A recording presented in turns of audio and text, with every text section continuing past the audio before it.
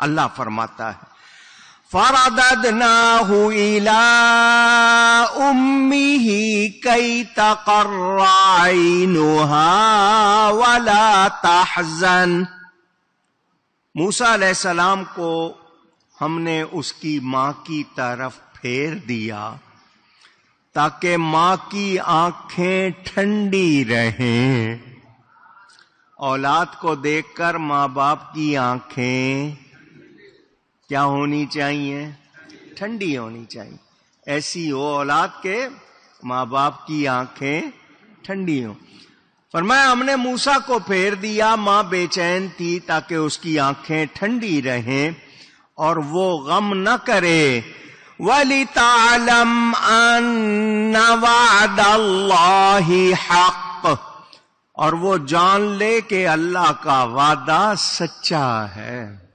ہم نے وعدہ کیا تھا موسیٰ کو لوٹائیں گے، وہ جان لے کہ اللہ کا وعدہ سچا ہے۔ وَلَكِنَّ أَكْثَرَهُمْ لَا يَعْلَمُونَ، لیکن اکثر لوگ جانتے نہیں، اکثر لوگ اس بات کو نہیں سمجھتے۔ اب میں اور آپ اچھی طرح جانتے ہیں اللہ نے ہم سے رزق کا وعدہ اونچی کہیے، پھر ہمیں یقین کیوں نہیں ہے؟ ہمارے رزق کا وعدہ اللہ نے ہم سے کر لیا کہ وہ ہمیں رزق دے گا، تو ہمیں یقین ہونا چاہیے یا نہیں؟ اونچی محنت کریں مگر یقین رکھیں۔ ہم کیوں ایسے ہو جاتے ہیں کہ ہم اللہ کے وعدے پر یقین نہیں کرتے؟ تو یہ ایمان کی کمزوری ہے یا نہیں ہے؟ اونچی۔ یہاں بہت سی باتیں مفسروں نے لکھی اور میں اگر واقعات کی تفصیل میں جاؤں بڑا وقت لگے۔ آپ یہاں تک سن چکے ہیں کہ جس نے صندوق بنایا تھا جس میں موسیٰ علیہ السلام کو رکھا گیا تھا، وہ بھی فرعون کا چچا زاد بھائی تھا۔ اب اس سے صندوق بنوایا جا رہا ہے، بچے کا سائز بتایا جا رہا ہے۔ اس نے یہ چاہا صندوق تیار کر کے تو موسیٰ علیہ السلام کی والدہ کو دے دیا کہ میں فرعون کو بتا دوں، اگر نہیں بتایا تو کہیں بعد میں وہ مجھے نقصان نہ پہنچائے۔ اب وہ بولنا چاہتا ہے، جانا چاہتا ہے، اللہ نے اس کی زبان بند کر دی، بول ہی نہ سکا۔ پھر ہوا ارادہ، اس نے توبہ کی، زبان ٹھیک ہو گئی، پھر ارادہ کیا، اب آنکھیں اندھی ہو گئیں۔ اللہ جس کو بچانا چاہے خود انتظام فرماتا ہے یا نہیں؟ اونچی۔ ہمیں کیوں نہیں یقین ہے اللہ پر؟ ہم کہتے ہیں فلانا ملک فلانا ملک فلانا ملک وہ مدد کریں گے تو بچیں گے۔ ہم کب بچیں گے؟ جب اللہ چاہے گا۔ اللہ نہیں چاہے گا ہم بچ سکتے نہیں۔ تو ہمیں اللہ پر یقین ہونا چاہیے، مدد اللہ کی طرف سے آئے گی، اللہ نہیں چاہے گا کوئی مدد کر سکتا نہیں، یاد رہے۔ میرے دوستوں اور بزرگوں، دریائے نیل دنیا کے بڑے دریاؤں میں سے ایک دریا ہے، ریور نائل انگلش میں کہتے ہیں۔ اللہ چاہتا تو بغیر صندوق کے، بغیر پانی میں ڈالے بھی موسیٰ علیہ السلام کی حفاظت کر سکتا تھا یا نہیں؟ پوچھ رہا ہوں۔ مگر کبھی کبھی اسباب ظاہر کیے جاتے ہیں، اس میں بھی حکمت ہوتی ہے۔ حکمت کا مطلب دانائی، گہری بات۔ اگر اس کے بغیر بھی اللہ کرتا تو اللہ کے لیے کچھ مشکل نہیں۔ میں نے آپ کو بتایا تھا فرعون کی اولاد جو پہلے سے بتائی جاتی ہے یا رشتے کی یا اس کی پالی ہوئی ایک لڑکی تھی، اس کو یہ سفید داغ کی پھلبیری برس پیچز اس کی بیماری تھی، اور اس زمانے میں جتنے بھی ڈاکٹر حکیم تھے انہوں نے اپنی پوری کوشش کر لی تھی، لیکن اس کی بیماری نہیں گئی۔ نجومیوں نے کہا تھا ایک بچہ ملے گا دریا میں سے، دریا میں سے ایک بچہ ملے گا، اس کی تھوک اس کو لگائیں گے تو یہ ٹھیک ہوگی۔ تو یہ موسیٰ علیہ السلام جب دریا سے نکالے گئے، ان کی تھوک اس کو لگائی گئی، وہ ٹھیک ہو گئی۔ اب آپ اندازہ کر لیجئے، ابھی نبوت کا اعلان نہیں کیا ہے، پھر بھی اللہ نے کتنی برکت رکھی ہے۔ تو نبی پیدائشی نبی ہوتا ہے، نبی پیدائشی نبی ہوتا ہے۔ اب اللہ تعالی نے صندوق میں ڈلوایا، پانی سے نکلوایا کہ فرعون کو بچے کے ماں باپ کا پتہ نہ چلے، اصلی ماں باپ کا۔ یہ اللہ کی طرف سے اسباب بن جاتے ہیں، ہماری سمجھ میں آئیں یا نہ آئیں۔ میرے دوستوں اور بزرگوں، اللہ تعالی نے موسیٰ علیہ السلام کو خوبصورت بنایا تھا۔ نبی سارے ہی خوبصورت ہوتے ہیں، نبیوں میں کوئی عیب نہیں ہوتا۔ یہ حضرت آسیہ جو فرعون کی بیوی تھی، لیکن فرعون اس لائق نہیں تھا کہ شوہر ہونے کا جو فرض ہے وہ ادا کر سکتا۔ میں آپ کو بتا چکا یہ دنیا سے پاک صاف کنواری گئی ہیں، جنت میں ہمارے نبی پاک کی بیوی بن کے رہیں گی۔ میرے دوستوں اور بزرگوں، منہ بولا بیٹا بنانا، آپ کے ہاں لے پالک کہتے ہیں، عربی میں متبنہ کہتے ہیں، انگلش میں اڈاپٹڈ چائلڈ کہتے ہیں۔ یہ مسئلہ بھی آپ کو بتا دوں، اگر کسی کے اولاد نہیں ہوتی اور وہ چاہتے ہیں کہ بچہ مل جائے تو ان کو کون سا بچہ لینا چاہیے؟ بہن کا، بھائی کا، تاکہ محرم والا مسئلہ وہ نہ پیش آئے کہ غیر محرم لڑکی لیں گے، غیر وہ جو بندہ ہوگا شوہر جو اس کا منہ بولا باپ بنے گا اس کے لیے وہ غیر محرم ہوگی، لڑکا لیں گے تو بیوی کے لیے ہو جائے گا۔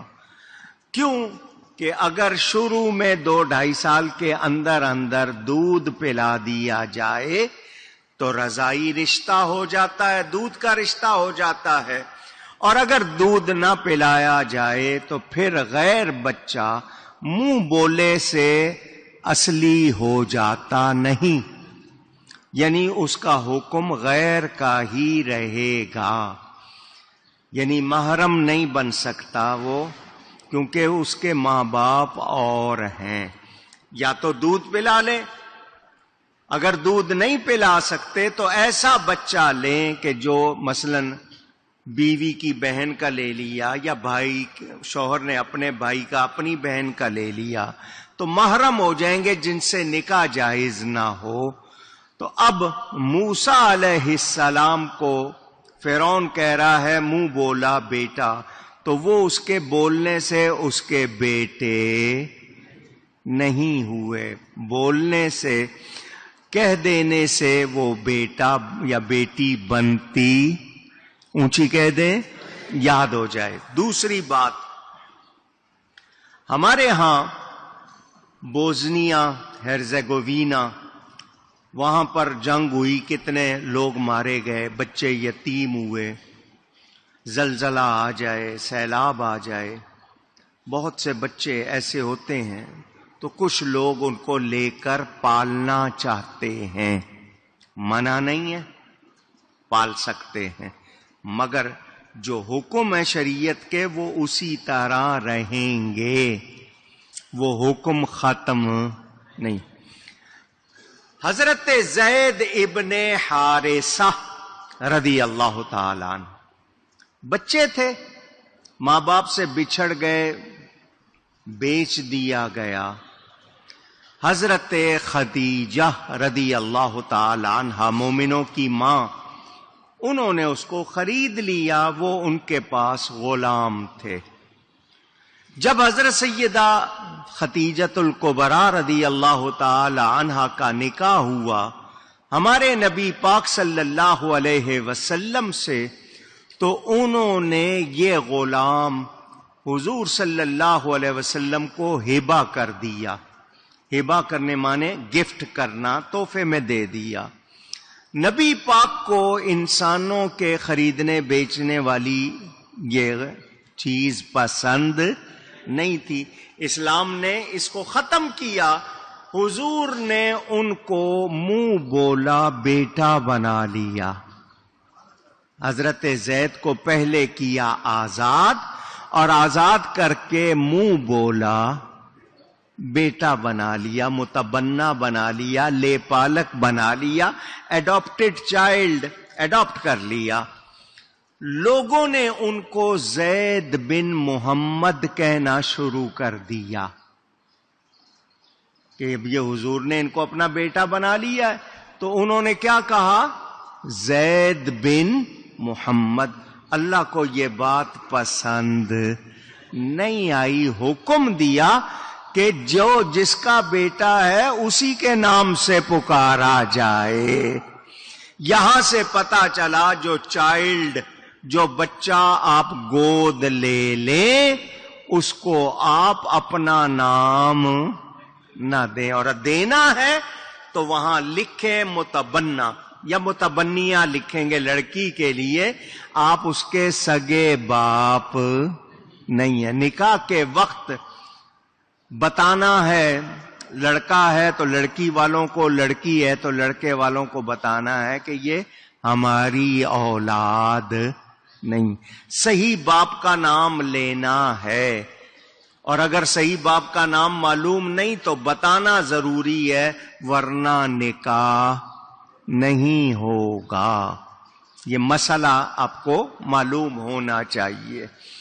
اب پرورش کے لیے آپ کہیں گے کہ جب رشتہ نہیں بنے گا تو پالیں کیسے؟ آپ اس کا خرچہ اٹھائیں، آپ اس کی نگرانی کریں، کھانا پینا پہننا اوڑھنا فراہم کریں، جو بھی آپ اس کے ساتھ اچھائی بلائی کر سکتے ہیں وہ کریں، لیکن آپ اس کو گھر میں رکھیں تو پھر وہی مسئلہ آ جائے گا محرم غیر محرم کا، وہ آپ کو معلوم ہونا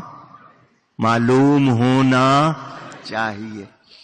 آپ کی اپنی اولاد بعد میں ہو گئی اور وہ کسی اور کی اولاد ہے، تو وہ ویسے ایک دوسرے کو بھائی بہن کہہ رہے ہیں مگر وہ سگے بھائی بہنوں والا معاملہ نہیں ہے، تو وہاں احتیاط کرنی ہے۔ شریعت کا مسئلہ، اس میں بہت حکمتیں ہیں، غور کریں گے تو آپ کو سمجھ آئیں گی۔ میرے دوستوں اور بزرگوں، حضرت آسیہ کہہ رہی ہیں فرعون کو اس بچے کو قتل نہ کرو، عسیٰ ان ینفعنا، یہ ہمیں نفع دے گا، یہ ہمیں، سب کی آواز کیوں کہلوایا ہے میں نے؟ غور کریں۔ کچھ لوگ یہ کہتے ہیں اللہ کے سوا کوئی نفع نہیں دے سکتا۔ اگر آپ کسی کو کہہ دیں وہ آگے سے فوراً فتویٰ لگاتے ہیں کہ نہیں، اللہ کے سوا کوئی نفع دینے والا نہیں ہے، تو یہاں یہ کہا جا رہا ہے کہ یہ ہم کو نفع دے گا۔ قرآن میں خود اللہ بیان فرما رہا ہے، ہمیں فرمایا لوہے میں نفع ہے، کشتیاں ادھر سے ادھر سامان لے کے جاتی ہیں، بحری جہاز، ان میں نفع ہے۔ تو نفع اللہ کی بنائی ہوئی چیزیں بھی دیتی ہیں، مخلوق بھی نفع دیتی۔ جو مانتے ہیں کہیں مخلوق بھی نفع دیتی ہے، اور اس میں نفع کی طاقت رکھنے والا کون ہے؟ اللہ تعالی۔ تو یہ بات میں پچھلے جمعے بھی آپ کو بتا چکا، میں نے پھر بتایا، ہم یہ کہیں کہ کوئی خود سے نفع دیتا ہے اللہ کے سوا، یہ غلط ہے۔ کوئی بھی اللہ کے سوا خود سے نفع دے سکتا نہیں، اللہ نے اس میں نفع رکھا ہے، اللہ کی عطا سے وہ نفع دیتا ہے، تو یہ بات بالکل درست ہے، اس میں کوئی خرابی نہیں۔ تو اللہ کی عطا سے ماننا، جو اس کو بھی غلط کہتے ہیں، میں ان سے کہوں گا پھر اور کیا ہے اس کے سوا؟ اگر تم یہ نہیں مانو کہ اللہ کی عطا سے بھی کوئی نفع دے سکتا ہے، تو پھر بتاؤ باقی ساری چیزوں میں پھر کیا ہے؟ جی یہ کھائیں یہ فائدہ ہوگا، یہ نہ کھائیں یہ نقصان ہوگا، یہ کریں فائدہ ہوگا۔ تجارت کس لیے کرتے ہو؟ فائدے کے لیے ہی کرتے ہو، تو اللہ نے فائدہ رکھا ہے یا نہیں رکھا ہے؟ تو جو انکار کرتے ہیں ان کی سمجھ کام کرتی نہیں۔ تو یہ بھی میں نے آپ کو بتانا تھا۔ میرے دوستوں اور بزرگوں، میں نے آپ کو شروع میں یہ بھی بتایا تھا، موسیٰ کے ایک معنی پانی سے نکلا ہوا، ایک معنی پانی سے نکلا ہوا بھی، کہ آپ کا صندوق پانی اور درخت کے درمیان پایا گیا۔ لغت میں منہ پانی کو کہتے ہیں، شاہ درخت کو کہتے ہیں، منہ شاہ، تو وہ پڑا گیا موسیٰ، تو معنی کیا ہوئے؟ پانی سے نکلا۔ میرے دوستوں اور بزرگوں، حضرت موسیٰ علیہ السلام اب فرعون کی حفاظت میں پل رہے ہیں، جس سے خطرہ ہے اسی کی حفاظت میں پل رہے ہیں۔ میرے دوستوں اور بزرگوں، اللہ تعالی کی عطا، اللہ کی مہربانی، سارا واقعہ آپ نے سن لیا۔ حضرت موسیٰ علیہ السلام کی اب حفاظت ہو رہی ہے۔ یہ